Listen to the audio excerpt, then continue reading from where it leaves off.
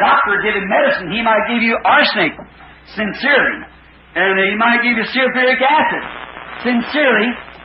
ज्याप्रमाणे एक डॉक्टर औषध देतो, कदाचित तुम्हाला प्रामाणिकपणे तो सोमल विष देईल आणि तो कदाचित प्रामाणिकपणे सल्फ्युरिक आम्ल सुद्धा देईल. You might have your prescription filled wrong, and you might take it insincerely, but that don't save your life, see?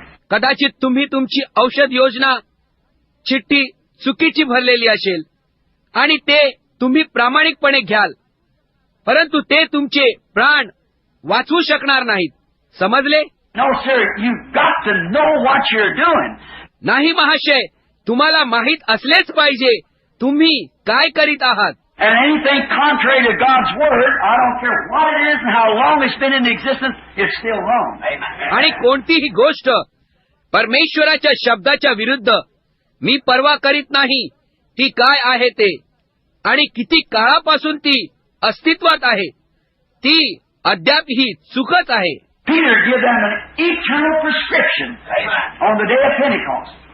पेत्राने त्यांना पेंटिकॉस्टच्या दिवशी एक सार्वकालिक औषध योजना दिली. He said, repent every one of you and be baptized in the name of Jesus Christ for the remission of your sins, then you shall receive the gift of the Holy Ghost. तो म्हणाला, तुम्ही प्रत्येक जण पश्चाताप करा आणि तुमच्या पापक्षमेसाठी प्रभू येशू ख्रिस्ताच्या नावात बाप्तिस्मा घ्या आणि पवित्र आत्म्याचे दान तुम्हाला प्राप्त होईल. For this prescription is to you and to your children, and to them as far off, even as many as the Lord our God shall call. Hallelujah. कारण ही औषध योजना तुमच्याकरिता आहे आणि तुमच्या लेकरांकरिता आणि जे दूर आहेत त्यांच्याकरिता आणि जेवढ्यांना आमचा प्रभू परमेश्वर बोलाविल तेवढ्यांना.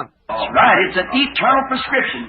ते बरोबर आहे, ही एक सार्वकालिक औषध योजना आहे. Now, some quack druggist could get a hold of that and kill you. Oh, yeah. Certainly. आता कोणी नकली औषध विक्रेता ते घेऊन तुम्हाला ठार मारू शकेल. समजले? निश्चितच. You know, there's so much poison in a prescription. The poison, the germ. And the doctor knows just how much your body can stand. तुम्हाला ठाऊक आहे, तेथे त्या औषध योजनेत खूपच विष असते, जंतूंना विष देण्याकरिता. आणि तो डॉक्टर जाणतो की तुमचे शरीर केवळ कितपत सहन करू शकते. जर त्याने विषाचे प्रमाण अधिक दिले तर ते तुम्हाला ठार मारू शकेल. आणि जर तुम्हाला ते योग्य प्रमाणात मिळाले नाही तर ते तुम्हाला काय करील? औषध घेण्याने तुम्हाला कोणताही लाभ होणार नाही. तो जाणतो तुमचे शरीर कितपत सहन करू शकते. आता आणि त्याच प्रकारे परमेश्वराची औषध योजना आहे. दुसरा कोणी कितीही बोलू द्या, ते महत्वाचे नाही. अशाच प्रकारे करणे जरुरी आहे किंवा तशा प्रकारे तुम्ही ते विश्वास ठेवू नका. When you follow the word exactly to the letter, that's it. Amen. Hold on to it. जेव्हा तुम्ही वचनातले अक्षर न अक्षर अनुसरता तेच ते आहे, ते योग्य आहे, त्यालाच धरून राहा. Now we've got those who say you must be sprinkled. आता आमच्या जवळ ते आहेत जे म्हणतात तुम्हाला शिंपडणे जरुरी आहे. They got those so you must use the titles of Father, Son, and Holy Ghost. There's no such things in the Bible. त्यांच्या जवळ ते लोक आहेत जे म्हणतात पिता, पुत्र आणि पवित्र आत्मा. तुम्ही शीर्षकाचा उपयोग करणे जरुरी आहे. तेथे अशी कोणतीही गोष्ट बायबलमध्ये नाही. No such place anybody was ever baptized in the Bible any other way besides the name of Jesus Christ. बायबलमध्ये असे कोणत्याही ठिकाणीही सापडत नाही की कधी कोणीही व्यक्तीला येशू ख्रिस्ताच्या नावाच्या बाप्तिस्मा शिवाय दुसऱ्या कोणत्याही रीतीने बाप्तिस्मा दिला गेला. That's a dogma that was added in the Roman Catholic Church and carried down through traditions. We'll hit that tonight. तो एक सिद्धांत आहे, ते रोमन कॅथलिक पंथाच्या मंडळीत घातले गेले आणि रूढीद्वारा ते शिकवले गेले. आज रात्री आम्ही त्या मुद्द्यावर सुद्धा पाहू. But notice, in the midst of all that, the prescription remains. परंतु लक्षात ठेवा की त्या सगळ्याच्या मध्ये ती औषध योजना कायम राहिली. That's why we got so many sick children, because they're not listening to what the doctor said. या कारणास्तव आमच्यामध्ये पुष्कळ आजारी लेकरे आहेत, कारण ते ऐकत नाहीत की डॉक्टर काय म्हणाला होता. The absolute, when you're tied to that, that's it. That's God's Word. You cannot fail. ते पूर्ण सिद्ध. जेव्हा तुम्ही त्याच्याशी बांधलेले आहात तेच सर्व काही आहे. ते परमेश्वराचे वचन आहे. ते कधीही असफल होऊ शकत नाही. Christ-centered life. Very religious, but it wasn't Christ-centered. So many of us have that today. ख्रिस्त केंद्रित जीवन अतिशय धार्मिक, परंतु ते ख्रिस्त केंद्रित नव्हते. आमच्यापैकी पुष्कळांकडे ते जीवन आज आहे. And when you get this Christ-centered life, it makes you do things you ordinarily wouldn't do. आणि जेव्हा तुम्हाला हे ख्रिस्त केंद्रित जीवन मिळते ते तुम्हाला अशा प्रकारे गोष्टी करावयास लावते की साधारणतः तुम्ही त्या केल्या नसत्या. It makes you act different than ordinarily you would act. ते तुम्हाला त्यापेक्षा वेगळ्याच प्रकारे आचरण करावयास लावते. साधारणतः तुम्ही ते केले नसते. I don't mean act silly. I mean act in the Spirit. Something that's real. Something that's genuine. माझे म्हणणे असे नाही की मूर्खप्रमाणे वागणे. मला असे म्हणायचे आहे की आत्म्यात वागणे. काहीतरी जे खरेखुरे आहे, काहीतरी जे अस्सल आहे. And when you see somebody acting silly, you know they're only putting on something. आणि जेव्हा तुम्ही बघता कोणीतरी मूर्खासारखा वागतो, तुम्ही जाणता की ते काहीतरी निव्वळ ढोंग करतात. They're only trying to impersonate what that genuine thing is. ते केवळ नक्कल करण्याचा प्रयत्न करीत आहेत, जेथे ती अस्सल गोष्ट आहे. When you see a bogus dollar, remember there's a good dollar that's made off of it. Hallelujah. जेव्हा तुम्ही एक खोटा डॉलर बघता, लक्षात घ्या तेथे एक खरा डॉलर आहे. त्याची नक्कल करून तो बनविला गेलेला आहे. समजले? When you see a bogus, it's absolutely off shadow of something that's real. जेव्हा तुम्ही एक खोटा बघता, तो संपूर्णपणे कशाची तरी एका दूरची छाया आहे, जो खरा आहे. It's something that is genuine, is copied off of. हे काहीतरी आहे जे खऱ्यापासून नक्कल करण्यात आलेले आहे. Notice, it makes you do things ordinarily you wouldn't do.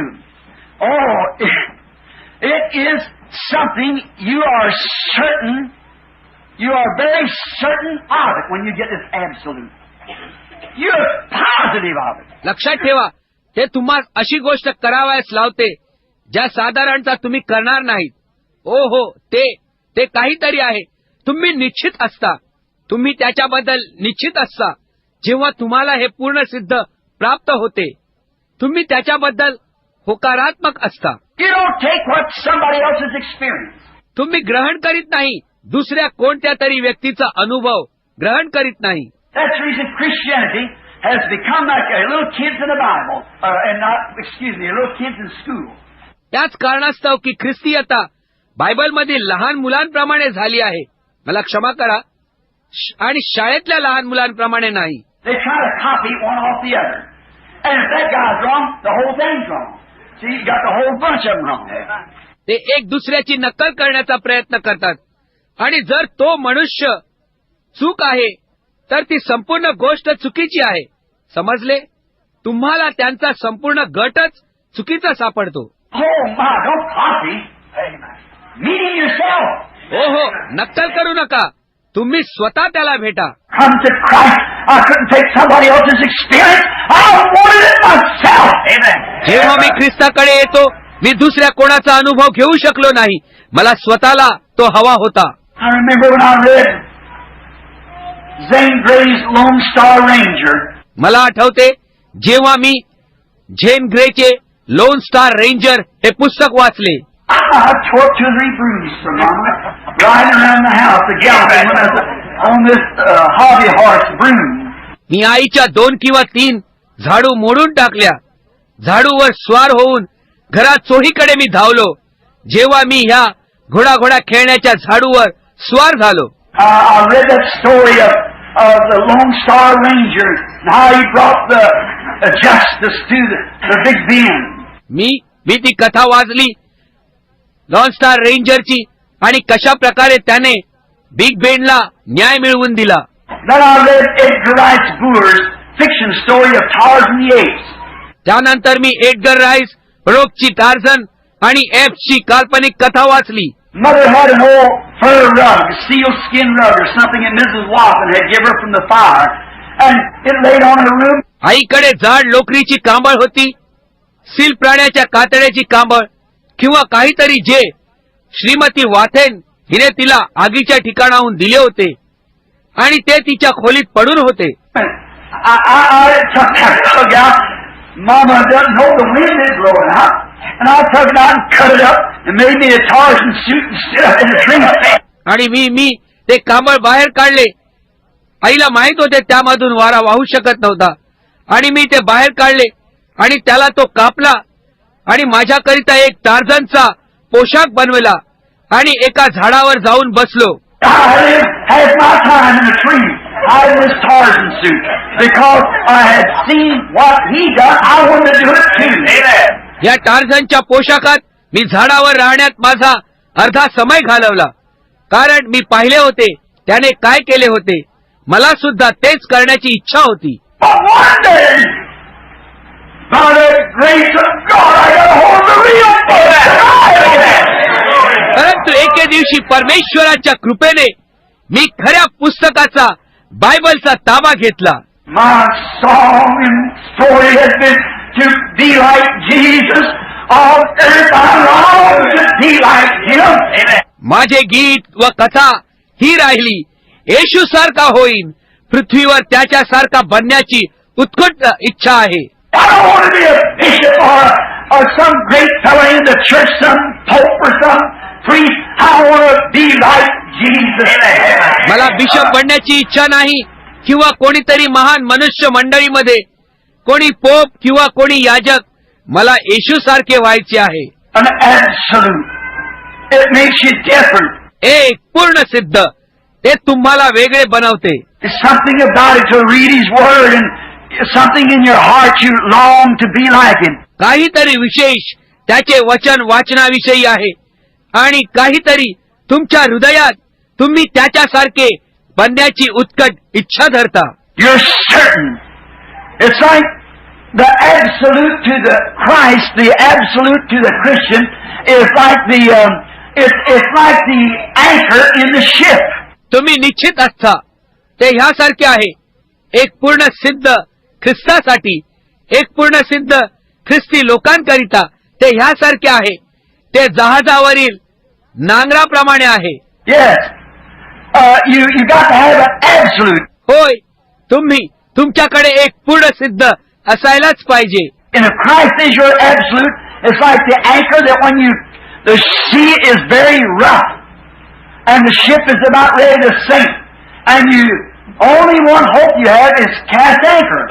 आणि जर ख्रिस्त तुमचा पूर्ण सिद्ध आहे, ते एका नांगराप्रमाणे आहे की जेव्हा तुम्ही समुद्र भयंकर खवळलेला आहे आणि जहाज अगदी बुडण्याच्या बेतात आहे आणि तुम्ही नांगर टाकणे, केवळ ही एकच आशा तुमच्याकडे आहे. And then if the ship is tossing, see if the anchor will hold the ship. आणि त्यानंतर जर जहाज हेलकावे खात आहे, समजले, तर नांगर जहाजाला पकडून राहील. You know, we got a song. I forget the author's name now, but my anchor holds. तुम्हाला माहित आहे, आमच्या जवळ एक गीत आहे. मी गीतकाराचे नाव आता विसरलो आहे, परंतु माझा नांगर पकडून राहतो. Like the little boy as we many times saw flying the kite. You couldn't see nothing, but he had the string.